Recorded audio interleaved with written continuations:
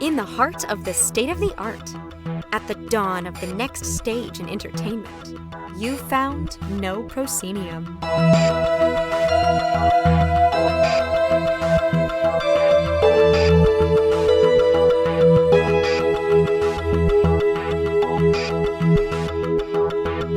You have indeed found No Proscenium, the voice of everything immersive. I'm your host, Noah Nelson. This week on the show, we kick off our Tribeca Immersive coverage. The festival starts next week on the 8th with a conversation with the director of This Is Not a Ceremony, a visually stunning and deeply resonant documentary that uses the 360 cinema format to stunning effect. But first, I've got your headlines. Always in Motion is a long time ago in Anaheim. That's how that goes, right? At Star Wars Celebration last week, the Disney parks announced that they were adding stars of the Disney Plus series Book of Boba Fett and The Mandalorian to the streets of Black Spire Outpost this year, upending the 3-year run of a hermetically sealed immersive story environment. As with anything Star Wars, this has been a divisive move and a nail in the coffin for those who dreamed that the original plans for original characters at Black Spire Outpost might one day be realized. Right now, this change is only happening in Disneyland, with the Walt Disney World version of Batuu being preserved, perhaps to keep the suspension of disbelief up for the premium-priced Galactic Star Cruiser, or perhaps it is just a matter of time. Always in Motion is the future. That's the quote, and that's the reality. We'll have links in the show notes about what could have been for BSO, thanks to a recent Twitter thread from Galaxy's Edge fan and datapad builder ringleader Nick Tierce. So that was kind of the bummer. I know at least one of you is elated it's that way, and, we'll agree to disagree. Ricky. But now for some good news we can all agree on. Particle Inc. Speed of Dark, that show we keep raving about, has been extended in Las Vegas through Labor Day. The original run was planned through mid-July, so that gives you even more chances to make your way to see the show that we have dubbed unmissable. It really is. It's just an incredible piece of work, and you should go check it out, and you don't have to race to do it quite yet. If you don't want to get out there in June, you got July, you got August, and if it keeps on being a success, you might have even more time, but you need to make it a success first, so don't delay. Help everybody else out. All right. One more thing before we get into this week's episode, and indeed this is a single segment episode as we come back from the extended holiday weekend. There'll be some multi-segment ones coming up soon. But wanted to announce we've got some office hours coming up. These are going to be virtual office hours. They're happening on the 2nd and 4th Monday of this month. They're going to be in our Discord. Both of these will be open to all. We're going to start having one of these a month be for backers only. But we're going to kick it off on the 13th at 4 p.m. in the Discord, and with an eye towards coming back on the 27th, maybe at the same time in the Discord, or maybe in our Gather. We've got a Gather, but the first one's going to happen in the Discord on the 13th. And there'll be no real topic. This is just a chance for me to sort of corral the requests that folks have for, like, hey, can we pick your brain, et cetera, and also for me to pick your brain. I want to know how things are going out there in the grand immersive land. So check out the NoPro Discord, and those office hours are going to get posted quite soon right in there. We will be doing this in the NoPro Cafe, so we won't be using the main stage style. This is going to be a lot more informal than the book club events. We're also getting some AMAs planned again. Keep an eye out for those. Hope to have some announcements in that direction on next week's show. And now, without further ado, let's get into this week's interview.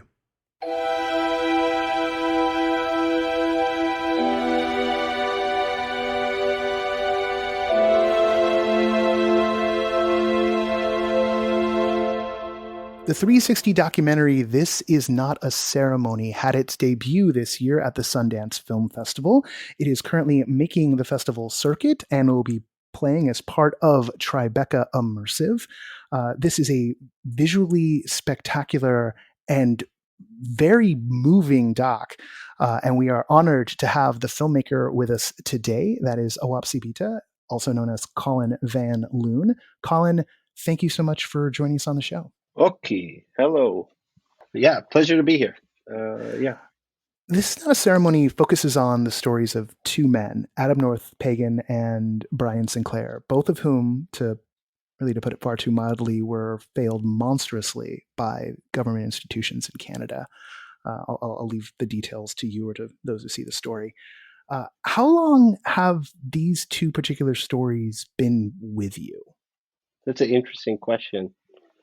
I think, the sort of genesis or inspiration point for the film was really the story of Brian Sinclair. So that happened, more than 11 years ago in Canada, where, Brian was waiting at the hospital, and after 34 hours of waiting for care, he wasn't able to see a doctor because nobody attended to him, and he passed away in the hospital. So I remember when that happened, I felt very I don't know what the feeling is. You sort of feel uh, dumbfounded in the sense that how can something like this happen? But as Indigenous people in Canada, where we know these types of things happen, um, so when there was an opportunity to develop this VR piece, I always thought that was a important story to tell. And Adam North Pagan is a family member, so I've known his story, but it was through the sort of development and writing of this project that um, he shared more of his story with me, and that came into the film just because of his willingness to tell that and advocacy. But in terms of the nuts and bolts of making the film, we roughly developed and wrote and went into production over kind of a 4-year time period. The film does this really interesting thing of mixing some really spectacular visuals and there's a frame of two young men who are taking us through the stories. How did you come up with the visual language to frame the documentary stories? Because this could have been a talking head doc, but you're deploying all these different techniques to create something that I haven't really seen anyone do before. In terms of the kind of theory or framework that I had laid out at the beginning of this project was really built on this idea that I just really felt that um, people could, it would be hard for people to be this terrible, this awful, this judgmental to people if they really knew them. And I thought about um, all of my family members, all of the wonderful Indigenous people that I know from many different nations, and so I developed this theory, and really the groundwork of why we told these stories in um, VR and 360 video was this idea that we could bring audiences closer to the people so that they could better understand the stories. What is having, because you use kind of a fairly standard in some sense, documentary technique of a recreation. So there are times we go recreation, but those recreations are in 360, as opposed to the environment where we're being told the story, and where we're seeing the subjects share elements of the story, but then things kind of pull away and into kind of both a fully staged recreation of key moments, but that still has sort of a seriality to it. There's still kind of artifacts of the digital process and sort of a special effects to make it seem a little bit surreal. What is working with the recreations in those 360 format? What does that afford you that a more standard film technique wouldn't give you? Yeah, I think really the one of the most powerful elements of 360 video or VR is this power of presence. And I think so. I watch many videos of Brian Sinclair at the hospital, the 2D security camera footage that was played on the news. And what I realize is that it it always sort of feels at arm's length. But just as when you're standing somewhere, you have this kind of this view that gives you sort of depth and proximity.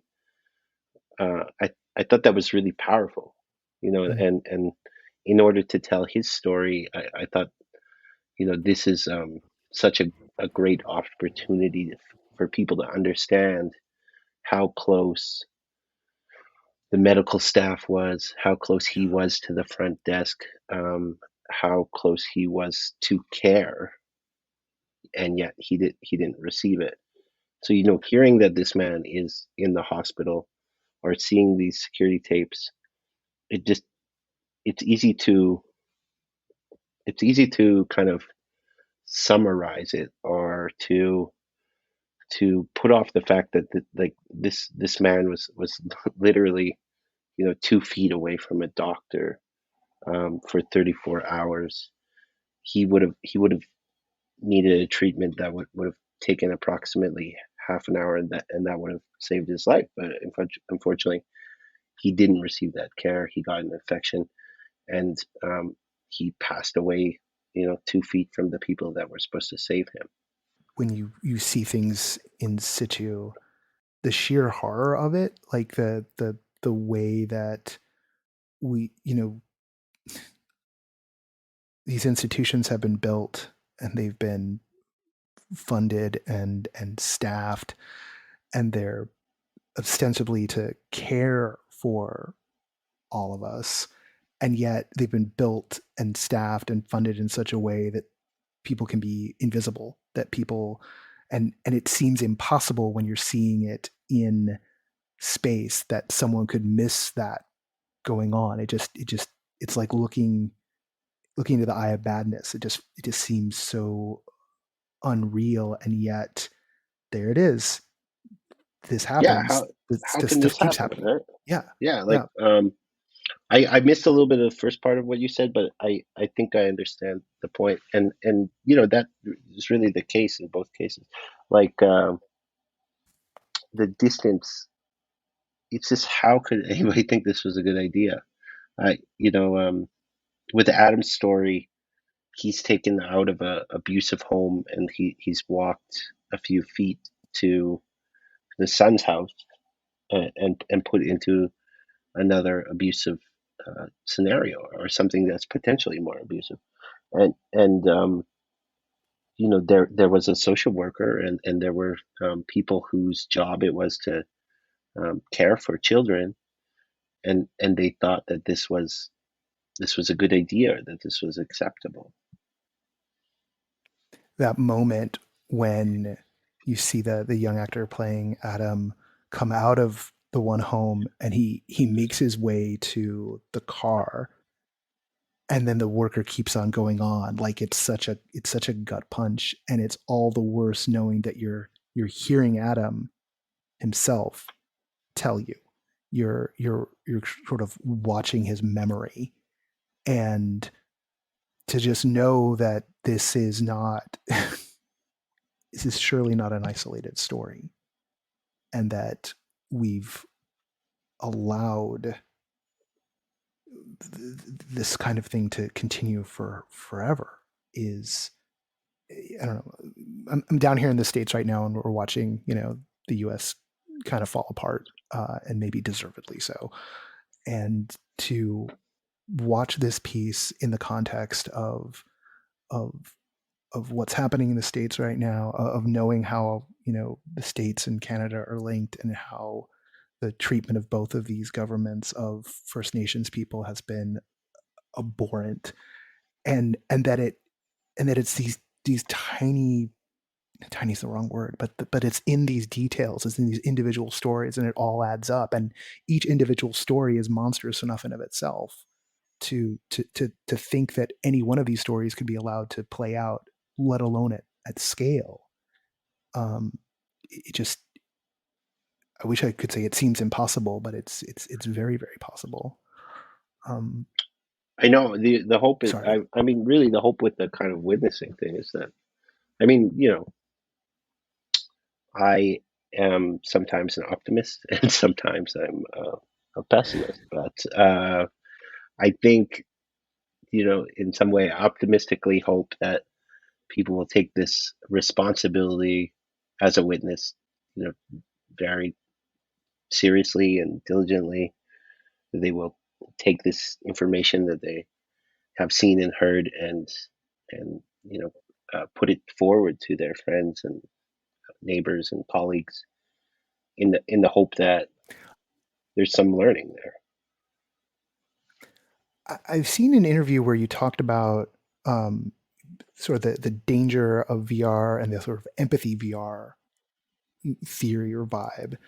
And is there a concern here for you that, people will see this? This kind of talks to the witnessing question, right? That people will see this, feel like, oh, that's awful, that isn't that terrible, and then just kind of move on. That VR might, for all of its ability to give you a sense of presence and put you in the moment, that it might make you think that the box has been checked, that you've done your work now that you've seen it. Yeah, I mean, this is a definite possibility. I mean, this piece was designed in a way as a reaction to, many things that I've watched in terms of empathy VR, and that's why that element was added. The tradition of witnessing is very much a Blackfoot tradition. Lillian is Newchoneth. It's a Newchoneth tradition. It's a tradition that exists, in slightly different forms in many different Indigenous nations. You're a community witness. You have a responsibility to the community. So I mean, I hoped that people will take heed of that, but there is certainly a danger with empathy VR that people can take off the headset, go home, and forget about it. But I think Yeah. that doesn't really,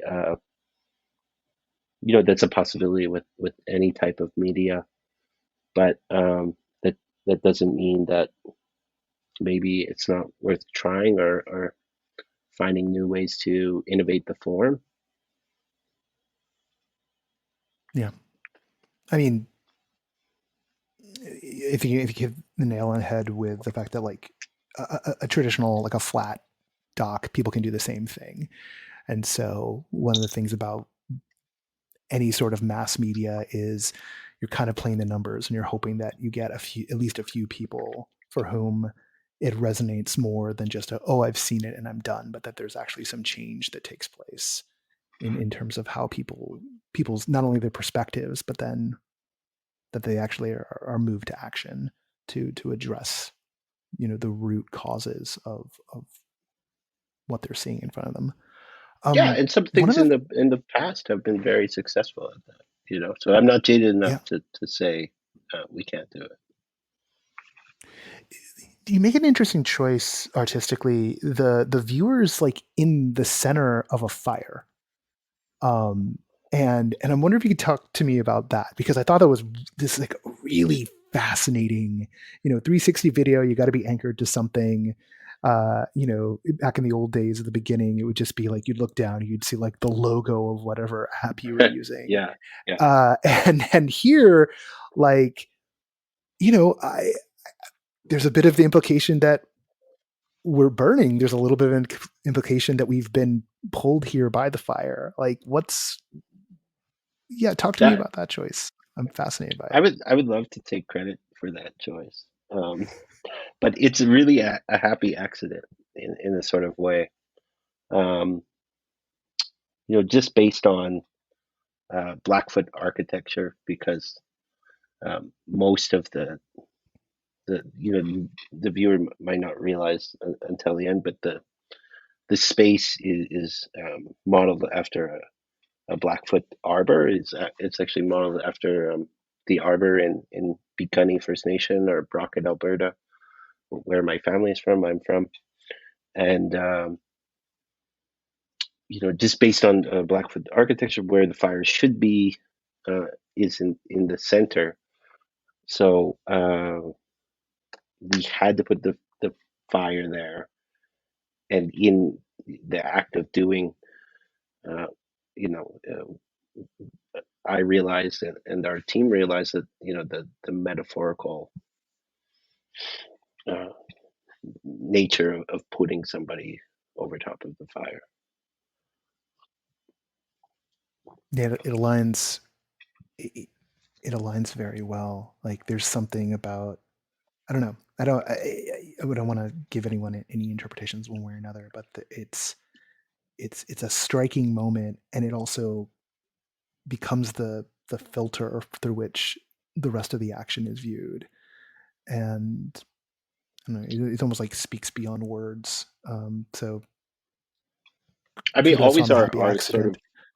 our our kind of when you're making a film, as you make the film, a lot of people will give you the question of who's your audience. Um, Mm, my contention was always that this film can be made for two audiences, one being um, Indigenous people, so that they can see the strength and resilience of Adam and Robert. But also, this is for settlers who, should know these things, who should kind of really feel the results of this system that settlers have benefited off of for since contact. yeah. How you've been at Sundance so far, and now headed to Tribeca, and more of the circuit after that. How's the reception been so far? How are the folks at these festivals, you know, reacting to the piece, and are you seeing any ripples? Yeah, there was some really nice, there's some nice coverage. I think Vox wrote a really nice article. Um, the people at Sundance were very complimentary. Gave me some interesting perspectives on their experience of the piece. Um, and I was super thrilled to play it at Sundance. I think what they did this year was really amazing. I think that Mm, Shari and the team over there really did such an amazing job of creating this hybrid experience of a festival, because Sundance became an online festival, 2 to 3 weeks before the actual event, where it had been scheduled as a sort of hybrid initially. Um, but it really occurs to me that it's kind of this closed container in terms of VR, or mm, watching this piece. You would need a Oculus headset, so you would have to own a Quest 2 in order to watch the film. So it kind of really limited the audience in that way. I'm excited to go to Tribeca, um, because there will be people who may come off the street, or people who may be interested in immersive technology, who want to come and see the film, and they'll have an opportunity to walk off the street, or have purchased a ticket before and come watch the film. So I'm excited to see what these people think and feel about the piece. The festival circuit's really awesome for getting this type of work out to folks who like don't have the kid at home, and it that's in fact, without the film festival circuit, I don't think we'd have any of the VR stuff happening. We know that for a fact. It's the Oculus itself can trace itself back to one of the Sundances, and then some of the reactions. I remember when Nani de la Pena was taking Hunger in Los Angeles around. At first, it was Sundance, and then also appeared at Tribeca, and seeing stories about Robert De Niro, the Godfather of Tribeca, like checking out the piece and coming out, emotionally moved, and that's what sort of started all of this ripple that's led to these years in this moment. Yeah, not Nani Le Penny was really a real pioneer. Oh yeah, yeah.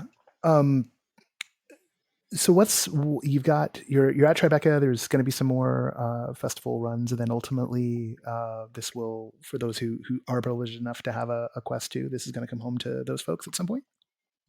Yeah, so I think the kind of plan so far is there's a festival run. There's something called the Canadian Tour, which I think they're going to announce sometime soon during the festival, maybe. But um, after that, in Canada, the NFB has educational programs, so it may make some rounds in those. At a certain point, it'll go onto the Quest store. I think that um, I think that people would also like to, eventually publish as a YouTube 360, but I really consider that not the best way to see the piece, just because again, it's like watching flat video in a certain way. Yeah, Um, you can never get this kind of sense of space and proximity. Even the buffalo. I'm so proud of the work that James Monkman did on a lot of the graphic elements, but the buffalo is so sensational, and it has such a sense of size and scale when you're in the headset. Um, it's really part of the power of the buffalo. oh yeah, that moment and that you kick it off, it really sort of announces that now is the time to like pay attention and look in a different way. And that the buffalo is such a it's like a preternatural force in this piece. Just not only like visually impressive, but there's something spatially about it. It really, like I said, this doesn't feel like, I've watched a lot of 360 docs, and some of them are spectacular, and this feels like a piece that is, you know, leveraging the power of storytelling, leveraging the power of traditional video and the 360 video, and then there's there's a a je ne sais quoi. There's just something else like running through the line, and I think it's sort of personified by that buffalo. I'm Um, always encouraging filmmakers to. I think that I know that there's a real people are somewhat skeptical, but I'm always encouraging filmmakers to experiment with 360 video. I think it's just such a new and powerful tool. I understand that people um, may not want to, because there's such a learning curve in terms of technology. In some ways, yeah, it's more expensive create set pieces. Um, but I definitely think the benefits outweigh the costs. Well, and it brings in the spatial element, which starts to like take back elements of theater, elements of storytelling, elements of performance that are lost in flat filmmaking, right? You know, like those have to get squeezed out of the frame just because of the way the technology works. And Hmm. you know, there was that craze, you know, 20 years ago or so about, you know, 3D films, and like a few filmmakers got it and knew how to use that properly. But most everyone just, you know, did it in post and was like, see, it's popping out of the screen. And it's like, no, you don't understand. This is about space. This is about Oh my bodies in God, there was space. so many bad movies where like actor was like drinking a coffee cup and like Oh showing yeah. it to you, like, and yeah, I know the Yeah, vibes. yeah. Well, it was always like, you know, like, oh, watch this thing pop off the screen, and it's like, no, it's not about it popping off the screen. It's about the depth. It's about how the people are in relation to each other, and Yeah, like it's really and I've always thought like, well, of course, you know, like most filmmakers, they're trained to think about how to move, you know, how to use the canvas of a screen, and there's all sorts of tricks to do to create sense of depth and parallax motion, and there's a whole art form to that. And then to add, you know, the z axis and just think like, oh yeah, simple, it's just depth, there's no, it's no big deal, you know, fails to account for the extra way in which it's from the viewer to what's being viewed, and from what's being viewed on one plane to what's being viewed on another, and how all of those are interacting with each other. and y- and it's rare even in 360. Most 360 film I see doesn't even play around with the depth that much. It often feels like someone just puts the 360 camera down and like their job is done.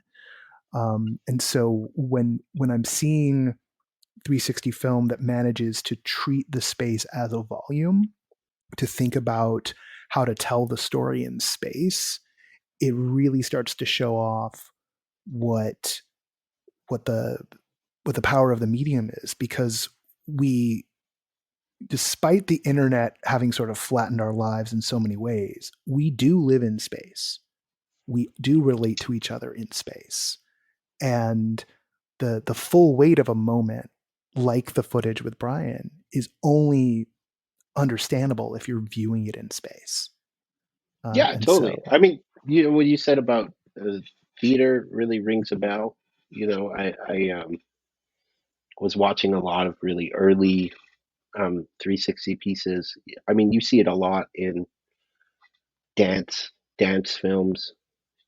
mm, There's this kind of connection and kinship to the tradition of the stage, or being able to see somebody move in space in a full shot, but still have that feeling of um, having a proximity to them,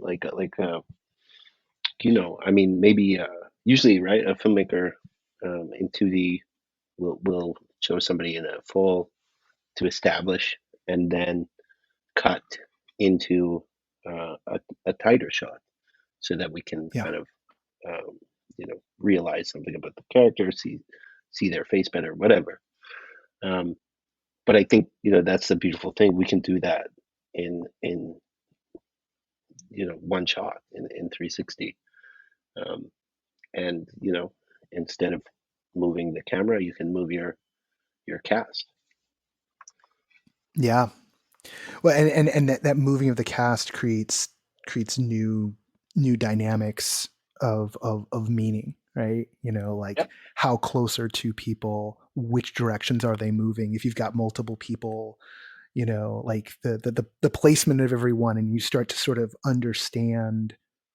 understand everyone's individual perspective a little bit more, because you can see what they're seeing. You know, Yeah. you can make the imaginal leap and be like, oh, like if I was, I kept on in the Brian sequence. I kept on focusing on towards the end. There's a woman in the background who's like realizing what's going on, and she's just sitting in one of the waiting room chairs. And I kept being and I kept on being drawn to her because like she's witnessing this moment. She has no agency in the scene, but she's coming to the realization of what's happened, and that brought a weight to that moment. That, to go into the filmmaking technique, right? The crowd reaction shot, right? Like how is someone reacting? That tells us in some ways, it tells us what we're supposed to feel, but it opens up the possibility, and to watch the realization of what's happened in this moment in time kind of flow from person to person to person in the space.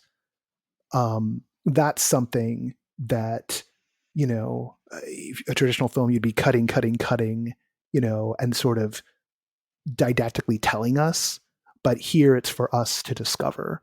And there's something about that. Yeah. Big fan of participatory cinema. I think that this is, 360 video really is that,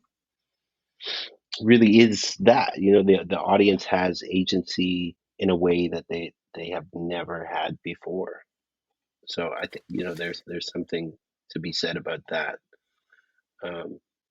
I think that's one of the things that freaks out filmmakers about 360 as well. Like that I'm losing control of the story. I'm losing control of the perspective, Yeah. I mean, the rules and grammar of cinema still apply, Yeah.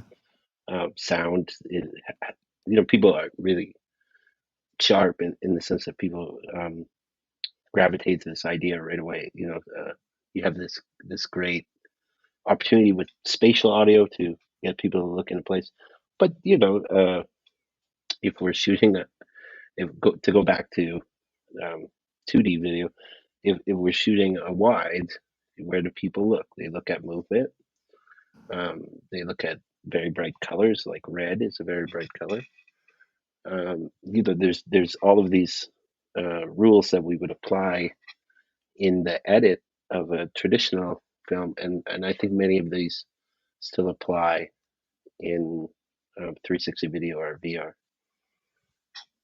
Yeah, it's more about like deploying them in the space, right? Like really early on, I realized that the key was going to be managing the audience's attention, right? Like if you can't cut, and we found out pretty quickly you can cut, but if you want to cut less in 360, which definitely helps, people's motion sickness and just kind of tracking what's going on, then it's really about how are we driving people's attention, or even how many layers of attention are we playing with, and there's a shift there about, it's not just about individuals, but it's about the spaces they live in and the systems in which they exist, like from sort of a film critique or from a the artistic toolbox. That's something I find really interesting about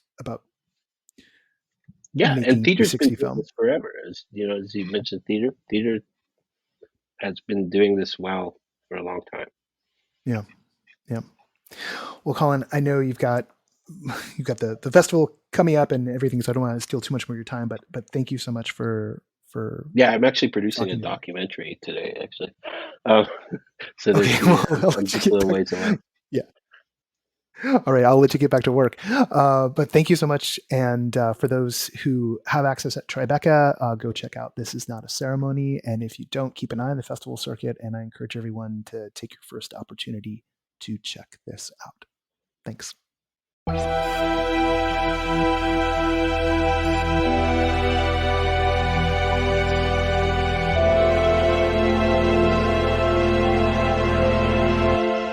I'd be remiss if I didn't let you know that Colin will be part of the Tribeca Immersive panel Extended Reality as a Modern Identity Toolkit, which will take place on June 12th at 11:30 a.m. Eastern Time at the Spring Studios AT&T Spotlight Lounge as part of the festival.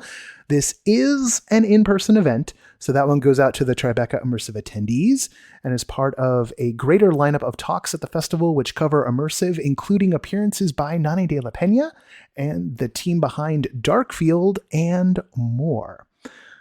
Speaking of, wait, that's not a transition. Anyway, No Pro is brought to you by the generous support of our Patreon backers. I'm leaving it in. I was trying to do a segue. I didn't manage to do it. Patreon.com/NoProscenium. Our latest backer is Alexander K. Why any of you back me? I don't know. Sometimes I just don't know. Anyway, enough of that imposter syndrome bunk. We're currently standing at 362 backers, thanks to the beginning of the month churn. Last time it was like 370 and down and up, and it's just the way it goes. Machine charging credit card things. Thank you to Alexander for being our latest, and we're at $23.70 a month. So our next goal is 375 backers. So right now we're looking for 13 new backers at the $5 or more level to keep us on track. We remain completely community funded, and we're so close to being halfway to our self-sustaining goal. A self-sustaining goal meaning making a reasonable amount of money for one person to do this job. And then hopefully beyond that, we can start making some more. All right. The sustaining backers of No Proscenium are Ari Herstand, Chris Woolman, Eric Shamlin, Deborah Robinson, Elaine, Jay Bushman, Jerome Joseph Genties, David Bassick, Lonnie Hands-On, Mark Balthazar, Richard Ayers, Sydney Guillory, and Jan Budman. Thank you all so much for keeping a roof over my head. Again, short week this week. We're spinning up the Tribeca Immersive coverage. We've got a few interview requests out. We've also got, we're headed towards episode 350. We're going to bring the team together. We like to celebrate the big milestone anniversaries. 350 is a pretty big one. Also, in the not too distant future, we're going to do a retrospective about The Nest with the creators of The Nest, because that show, that beloved Thea award-winning show, is wrapping up here in LA. If you haven't caught The Nest yet and you are in Los Angeles, there are some tickets still available. Don't know why you haven't. Please go do that. But we'll be talking with Jared and Jeff soon enough on the show again. And there's some other fun stuff kicking off. Those of you in San Francisco, you might know that Hunt a Killer, the escape game in a box, like mystery, subscription folks, they're doing a live murder scene event. Obviously there's going to be major escape room vibes. I think our team's going to get a chance to check it out. You should definitely go check it out. And, we're talking to them about being on the show. There's going to be some fun announcements this month about what's going on at the Denver Immersive Gathering this November. We've got the first of our speakers ready to be announced. And that goes along with, of course, tickets to Theater of the Mind, access to Meow Wolf Convergence Station. It's going to be a really fun weekend there. And we're working on, the team behind the dig is working on making it something really, really special. And unlike any other event that's taken place in our sort of immersive creative community. So a new format. I'm digging it. All right. That's enough for now. I'm still kind of shaking the cobwebs off and coming back to normal.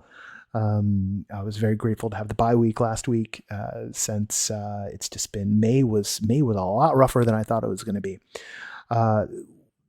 Looking forward to checking out some stuff at the Hollywood Fringe that's coming up here. The previews for that start tomorrow, so hopefully we'll be able to report back. There's not a huge number of shows, but there's a few that are kind of raising their hands right now, looking for coverage, and we're going to send both myself and Kevin out to check out a few things. And yeah, the thing I've noticed the most right now is not a lot of online at-home work happening, although there are a few pieces that are kind of coming back. We will meet in air. We should meet in air. Sorry, Steffi. That's coming back. That's going to go in this week's newsletter, which drops later today. And of course, Siobhan O'Loughlin is coming up on her 100th episode of Please Don't Touch the Artist. That's coming up in just a few weeks. So there's still remote work going on. Just hasn't been as much of it as really things just start popping off. You got Stranger Things happening in New York, and now it's opening up in San Francisco. You've got, of course, Particle Link in Vegas. You have Forest for the Trees here in LA. It's humming. It's kind of humming right now. It's also really scary because COVID is really humming right now. And I want to give a big shout out proper to the folks who organized Star Wars Celebration last week. That was the Star Wars con that I went to, where I got to check out the Mandalorian experience. Wrote that up on the review rundown this week. Maiko too was part of the design team on that and did a bang up job there. But I wanted to give a shout out to the team running the con itself, because particularly on Saturday, it was a little looser when I was there on Thursday, but on Saturday they did a really good job of trying to impress upon everybody the importance of wearing masks indoors. Look, we all like to pretend that things are back to normal. The numbers are fucked that they're not. I know that in the Bay Area, mask mandates are coming back. I know in a lot of states, people are over it. They don't want to go back to mask mandates, but here's the truth of it. The folks I know who went masked and were kind of hardcore about it, none of us seem to be testing positive for COVID after Celebration. And the team working Celebration did everything they could to impress upon folks the importance of wearing those masks when they were indoors. Yes, there were people who are testing positive. Yes, there are people who are getting sick. And inevitably, that means the chain continues. And at the end of that chain, something horrible happens to somebody. So do your part, break the chain, keep those masks on when you're inside. If you're running a show, just start leaning towards it. It just makes the most sense. And I don't love wearing it. I don't. I got rashes on my face sometimes from it. But this week, I'm not giving COVID to anybody. So, and I don't have it. I was worried I had it for a second. I worried that the mask failed. But took a PCR test. Turns out it wasn't. It's just some other random cold. So there you go. All right. Enough of that. It's always with us. Got to be mindful. Okay, let's do the credits here. A bunch of you turned out already, but that's the way it is. Associate producer of this podcast, helping me stay sane, is Parker Sella. Music for No Presenting is by Chris Porter of the Speakeasy Society. Special thanks to Siobhan O'Loughlin for voicing our intro. And everything that is terrible about this is my fault. I'm Noah Nilsson. And until next time, I will see you at the show.